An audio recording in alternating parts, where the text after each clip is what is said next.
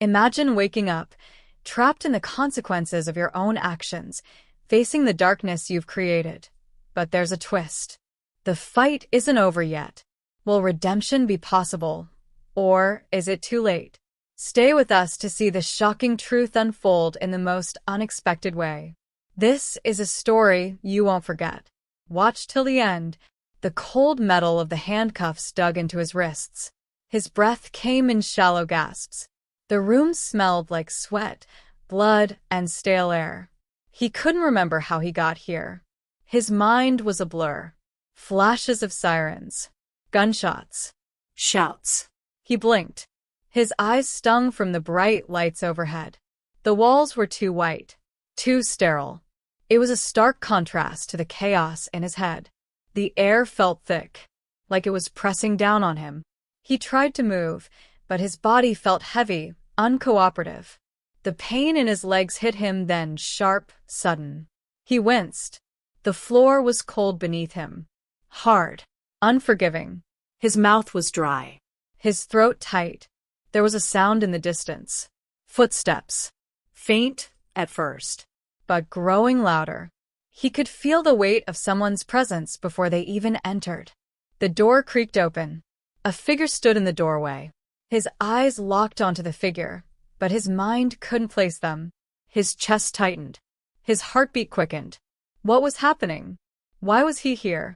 A voice broke through the haze. "You're awake." The voice was calm. Too calm. It sent a shiver down his spine. Something about the tone made his stomach churn. The figure stepped closer, their face coming into focus. But he didn't recognize them. No. He didn't want to recognize them. His mind screamed at him to stand, to run. But his body wouldn't obey.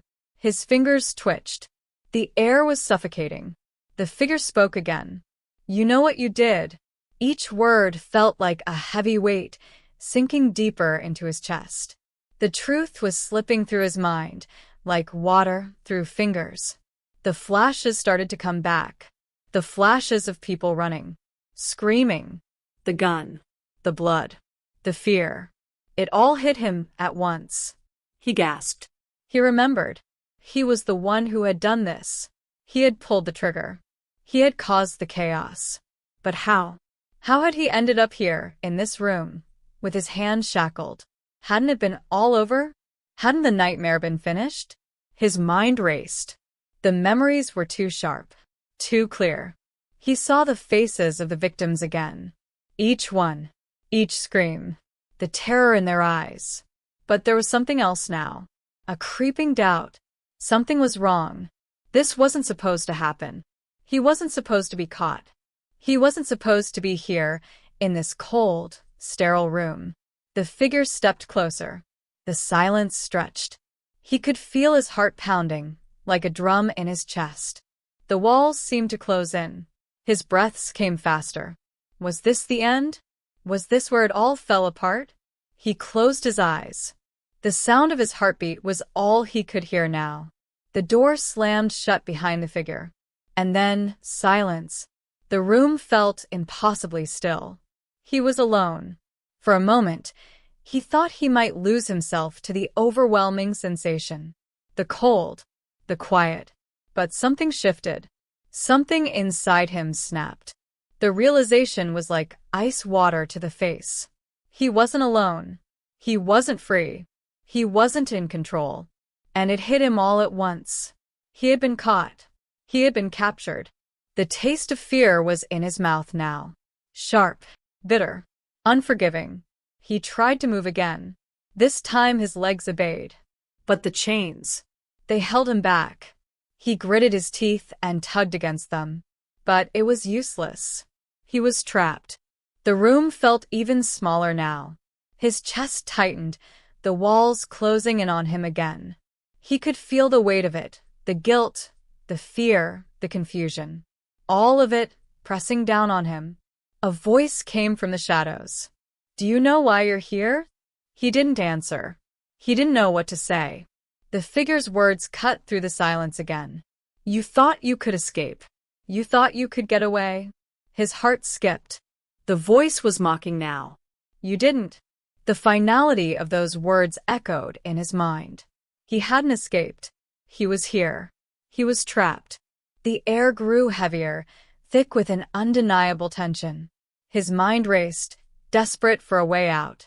His body felt like it was stuck in quicksand. The chains around his wrists seemed to grow tighter with every passing second. The room felt like it was closing in on him. The bright lights above, the sterile walls, they all seemed to pulse with a rhythm that mirrored his racing heartbeat. The figures stood in the shadows, waiting, watching. He could feel their eyes on him, like a presence he couldn't escape. Every inch of his skin crawled, but he couldn't move. He could barely breathe. The mocking voice cut through the silence, once more. "Did you think they would let you get away with it?" His mouth was dry.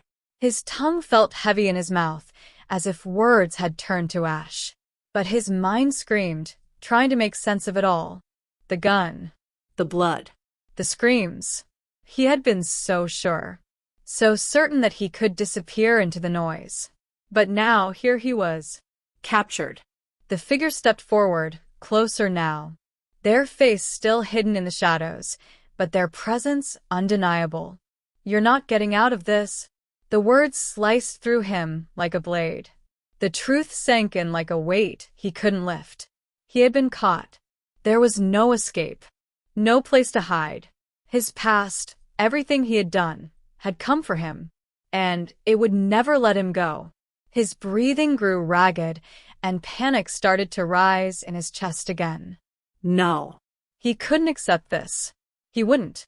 He struggled against the chains, his muscles straining, but it was futile. The more he struggled, the more the reality set in. This was it. This was the end. The one thing he couldn't run from. His vision blurred, tears threatening to fall, but he blinked them away. He wouldn't give them the satisfaction. He wouldn't show weakness. The figure moved once again, closer, closer. He could feel the heat of their presence now, just inches away. And then they spoke again, their voice softer, almost a whisper. "Did you think it was over?" The question echoed in his mind. Did he think it was over? Maybe. But now he wasn't so sure. Now, the reality of his situation was sinking in. The walls closing in, the air growing heavier. The fear unrelenting. The truth crashing over him like a wave. It wasn't over. And there was no escape. The weight of the truth hit him harder now, like a physical blow. His throat tightened, and for a brief moment, he couldn't breathe. The room spun around him. The white walls. The flickering lights. The relentless hum of the air conditioning. Everything felt wrong. The air was thick with his own fear, his own guilt. It pressed in on him from all sides. His chest heaved as he tried to calm the frantic rush of thoughts swirling in his head. But it was impossible. His eyes darted around, looking for any escape, any way out. But there was nothing. No doors. No windows. Only the oppressive silence that seemed to deepen with every passing second. The figure remained in the shadows, watching, waiting, like they had all the time in the world. Every second stretched into an eternity. His breath came faster now, his pulse quickening with each beat. The figure's voice broke the stillness again. "Do you hear it?" He didn't understand. "Hear what?" He strained to listen, trying to catch any sound beyond the pounding in his ears. The sound of footsteps? No. The distant hum of a machine? No. It wasn't that. It was something deeper. Something that filled the air. His own fear. His own guilt. It was alive, like a beast in the room with him. A slow realization started to creep in. It wasn't just the physical space that was closing in on him. It was his mind, his thoughts, the weight of everything he had done. The moments before, the faces, the blood, the screams. And then the thought hit him like a punch to the gut. This was the reckoning. This moment. This suffocating silence. It wasn't just about getting caught. It was about facing it all. The consequences. The choices. The lives he had destroyed. He gasped for air, but it was as though the room itself was holding him captive. His skin felt tight. His heart thudded in his chest, but now it was a dull, pounding ache. His mind couldn't catch up. There was a shadow looming over him, and it wasn't just the figure. It was his own past. The things he had done. The choices he had made. The people he had destroyed. His breath faltered. He wanted to scream. He wanted to escape. But there was nowhere to go. No one to run to. The air was thick with the reality of his own actions. He could feel it settling on him like a weight that would never lift. And in that moment, as his mind reeled and the silence stretched on, he knew. There was no escape. His hands shook, not from the cold, but from the crushing weight of what he had done. The silence in the room pressed against him, suffocating. His heart hammered in his chest, too fast, too loud. He could hear the pulse in his ears, the thudding of his own desperation. The figure was still there, somewhere in the darkness, watching him. But the figure wasn't the threat anymore. It wasn't the shadow in the room that he feared. It was what he had done, what he had become. The truth was far worse than any consequence. He had taken lives. He had shattered everything around him, and now he was left with nothing but the ruins of his own choices. He squeezed his eyes shut, trying to shut out the images that flashed in his mind, the faces of the victims, the blood, the screams. But they wouldn't leave. They followed him, haunted him. He opened his eyes, but the room hadn't changed. It was still white, cold, silent. The figure took a step closer. This time he didn't flinch. He couldn't. Not anymore. What was the point? He had no fight left in him. Nothing but the crushing truth. The realization that this was all he had left. The air was too thick now, suffocating him with its weight. His breath came in ragged gasps. "Do you see it now?" the figure whispered. His eyes blurred. Was he seeing it? He didn't know anymore. He only knew that the walls were closing in, the air growing more oppressive with every passing moment. The figure moved again, closer still. There was no escape. Not physically. Not mentally. Not from the memories. Not from the consequences. The figure stopped right in front of him, their shadow swallowing him whole. "You're trapped," they said softly. He wanted to scream. He wanted to lash out. But his body wouldn't obey. He couldn't fight anymore. This was the end. The reckoning. And there was no going back. He had been caught. And he wasn't getting out. Not ever. The last of his strength drained away, leaving him hollow. His mind went numb. Everything faded to black. The darkness swallowed him whole, but even in the void, he couldn't escape. The cold remained, biting through his bones. The weight of everything, the guilt, the fear, the truth, pressed down on him like a suffocating cloud. He could feel the breath on his neck, the shadow looming over him. His heart still pounded, but now it felt distant. Faint. Like it was no longer his own. There was no sound, no movement, just the oppressive silence. But then a flicker, a spark of awareness, a faint, almost imperceptible shift in the air. He wasn't alone in the dark. The figure was still there. He could feel them, even if he couldn't see them. And then came the voice again. "You're still here," it said. It was like a whisper in the dark, a breath on his ear. His eyes snapped open. The light was dim, but it was there. The room had changed. The walls were still white, but they seemed distant now. Faded.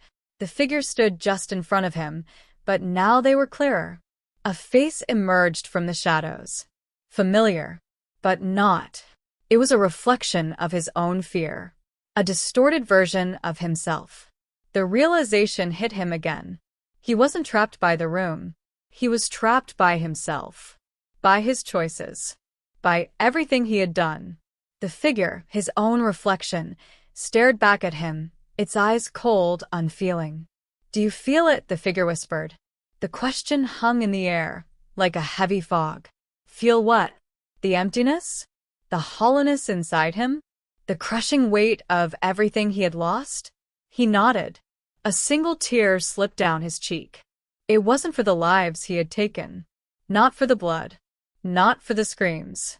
It was for the person he had become. For the monster in his reflection. "You did this," the figure said. The voice was a mirror of his own, but colder, harsher. "You did this to yourself." He swallowed hard. His throat felt tight. The truth was impossible to escape. His hands clenched into fists, but they were weak. There was no strength left. The figure was right. He had done this. And now there was no redemption. No forgiveness. No way out. He was lost. Forever. The figure's eyes, cold and unblinking, bore into him. He could feel their weight, pressing on his soul. The silence stretched on, each second a reminder of his own failures. His pulse was weak now. Thready. Like his entire being was losing its fight to exist. He couldn't escape this feeling. The suffocating grip of truth. He had become his own nightmare. The figure stepped back, their presence still felt, but not as heavy. The shadows grew longer around him, creeping across the room. And then something else. A sound. Faint at first, but growing clearer. Footsteps. A door creaking open. He tried to turn his head, but his body felt too numb, like it belonged to someone else. The door clicked shut behind him. The room seemed to pulse, with an unspoken tension. Then, the voice again, this time a new presence. Different. The voice was softer. Uncertain. Is he still breathing? The question was asked with a tremor, a thread of hesitation. For the first time, something other than the haunting weight of the figure filled the air. He tried to make sense of it, to force his thoughts into clarity, but it was like trying to grasp at smoke. Another voice, this one firm, commanding. He's alive. A rush of footsteps. Movement. He couldn't see. He couldn't understand what was happening. But he felt something. An odd sense of awareness. A faint flicker of sound. Breathing. His own. But it was shallow, labored. Was he waking? Was this a dream? He couldn't tell. The air shifted again, cool against his skin. He wanted to ask what was happening. But his voice, it didn't work. His throat was raw, like he hadn't spoken in years. The figure in front of him was gone, replaced by a different presence, one that was softer, more human. A pair of hands gently touched his arm, pulling him upright. Not forcefully, but with care. Something wet fell on his face. He didn't realize it was his own tears. But there was no time to process it. The voices, strangers' voices, blurred together. "Stay with us." The words barely registered. But they were there. They were real. A steady pressure on his chest. A voice, no longer mocking, but filled with urgency. "He's still with us." He could feel the rhythm of his heart, the flutter of his breath, the pull of reality. The darkness started to break apart. Faint light pierced through the edges. He wasn't sure if he was truly awake, but he was here. Alive. For now. And for the first time, he wondered if it was enough. The light that crept in was dim but persistent, slicing through the darkness. It felt fragile, like it could vanish at any moment. His eyelids fluttered. He couldn't quite keep them open, but he tried. The voices around him blurred again, merging into one faint hum. But there was a shift, a slight pressure on his chest, a hand pulling him gently up, as though he were made of glass. "Stay with us." The words repeated, softer this time, almost tender. He was still struggling to understand. What was happening? His mind was foggy, like trying to look through a pane of frosted glass. He could feel warmth, human warmth, beneath his fingertips. But it didn't feel right. None of it did. The air had changed. It didn't feel as oppressive, but it was still thick with something he couldn't name. He tried to focus, to gather himself, but everything felt distant. His body, his limbs, felt detached from him, like they belonged to someone else. A slow, hesitant breath escaped his lips. And then, another voice broke through, sharp and urgent. "He's not responding." The panic in the voice was clear. It made something deep inside him stir, an instinct. But he couldn't act on it. His body wouldn't listen. His mind was a swirl of static. A hand pressed against his forehead, cool and soothing. "Come on. You're still with us. Don't give up." It was strange, hearing someone care for him like that. He wasn't used to it. He had been alone for so long. The face that hovered in his mind, his own reflection, twisted, monstrous, loomed once more. But there was something else now, too. A flicker of doubt. The figures in the room weren't like the ones before. They were different. Human. Real. He tried to focus on the faces, but they blurred again. He felt something wet beneath his eyes, his tears, slipping down his cheek. He didn't know why. But he felt them. A deep ache in his chest, a hollowing out. Had it all been worth it? All the pain he had caused? Could he ever undo it? Could he even try? His mind couldn't answer. The voices faded back to murmurs, though they didn't leave. He could still feel them. Their presence. Their care. But was it enough to save him? He wasn't sure. His eyes fluttered, closed again. And just as quickly, a sharp pain shot through his chest. He gasped, the air too thin, too sharp. It was a reminder. A warning. He was still alive. For now. But the past, the weight of everything he had done, still clung to him. He couldn't escape it. Not yet. The light remained, faint but unyielding. And as it brushed against him, he realized one thing. The fight wasn't over. Not yet. The sharp pain in his chest finally pulled him back to reality, jolting him awake. His lungs burned as he gasped for air, every breath like a fire in his ribs. For a moment he was disoriented. The world around him spun in dizzying circles. But the pain, the undeniable, biting pain, kept him grounded. He wasn't dreaming. He wasn't lost in the fog anymore. His eyes opened slowly, blinking against the bright, harsh light above him. It was still too much, too sharp, and his vision blurred again. But then someone was there. A face hovering over him, eyes wide with concern. It wasn't the figure from before. This was different. Human. Alive. He wanted to speak, to ask what was happening, to demand answers, but his throat was too dry, his voice trapped deep within him. His body was weak, uncooperative. But he tried to move just a little. The figure, no, the person, held him still, their hands gentle but firm. "Shh, don't try to move too much." The voice was soothing, comforting even, but it wasn't enough to ease the storm inside him. The storm of guilt, of fear, of regret. He tried to focus. Where was he?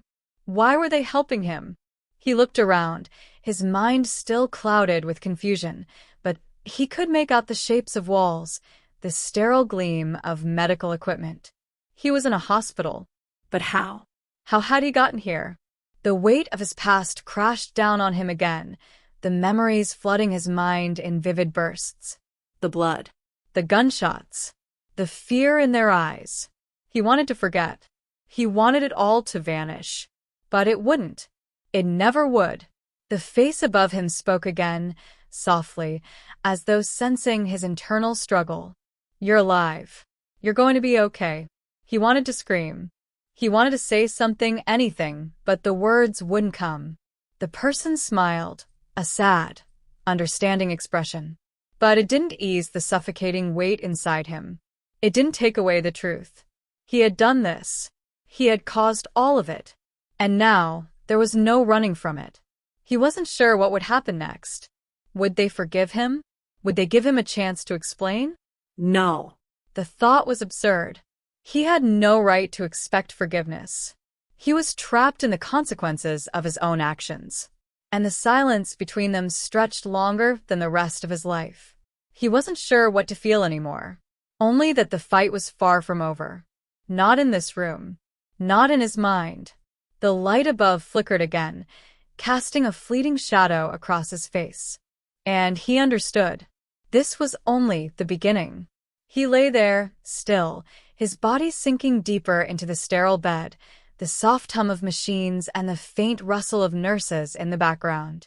It was strange, this place of healing, this place where people came to fix what was broken. He wasn't sure if he belonged here. The weight in his chest had not lifted, and the storm in his mind still raged, but it was quieter now, like distant thunder on the horizon. The person, the nurse, was still there, quietly monitoring him, their hands checking the machines, their eyes darting to him every now and then. He wanted to speak, to ask how he had ended up here, to understand the choice they had made for him. Why hadn't they just let him be? Why hadn't they let it end? But the words were too much. Too heavy. Instead, he just breathed. Each inhale a small victory, each exhale a reminder of everything that had come before. He could feel the tear that had slipped from his eye before, still fresh on his cheek. The weight of everything, of the lives lost, of the terror he had unleashed, had not been washed away by this room, by the strangers around him. It couldn't be erased by a bed, or medicine, or kind words from those who didn't know. And yet there was something different. It wasn't forgiveness, not yet. But it was a chance to atone. A chance to exist, however broken, however damaged. A chance to breathe. In the stillness, the nurse quietly set down their clipboard and took a step back, watching him with a strange understanding. They didn't rush, didn't speak in a way that demanded something from him. They simply waited, letting him come to terms with what he had done. He didn't know how long they would keep him here. He didn't know what would come next. But for the first time, he allowed himself the smallest sliver of hope. Not for redemption. Not yet. But for something else. A chance to breathe. To live. To finally face the consequences and see where that would lead. And as the light dimmed at the edges of the room, he closed his eyes, no longer fighting it, no longer seeking escape. He was here. And that was enough for now.